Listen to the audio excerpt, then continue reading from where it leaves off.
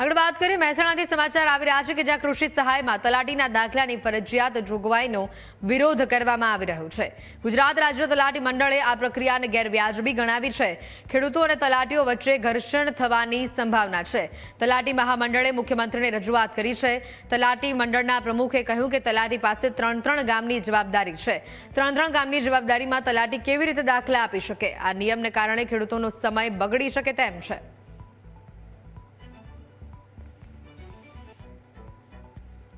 પાક ઊભો હતો એના ફોટા લઈ અને એનો સર્વે કરવામાં આવ્યો। એ સર્વે થયા પછી તલાટી મંત્રી દ્વારા એની એ ફોટા સાથેની જે પાકનો ફોટા સાથેનું પાક એના ઉપર ક્લિક કરી અને એપ્રુવલ આપવામાં આવ્યું હતું। ત્યારબાદ ગ્રામ સેવક દ્વારા પણ એપ્રુવલ આપવામાં આવ્યું છે અને એના પછી ખેતીવાડી અધિકારી દ્વારા પણ એપ્રુવલ આપવામાં આવેલું છે।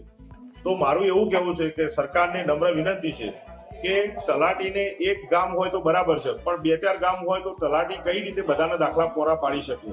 તો મારી એક વિનંતી છે કે ખરેખર સરકારે જો ખેડૂતોને સહાય જો પૂરી પાડવી હોય તો સીધો એક રસ્તો છે કે જિલ્લાના ખેતીવાડી અધિકારી, તાલુકાના ખેતીવાડી અધિકારીના એપ્રુવલનો આખી એક્સેલ શીટ છે જ કે કયા ગામમાં કયો પાક હતો અને શું હતું। તો જો આ વસ્તુ કરવામાં આવે તો તાત્કાલિક ધોરણે ફોર્મ ભરાઈ જાય અને તાત્કાલિક ખેડૂતના ખાતામાં બેંકની ડિટેલ્સ લઈ અને એમને તાત્કાલિક આ નાણાં મળે એવી અમારી એક વિનંતી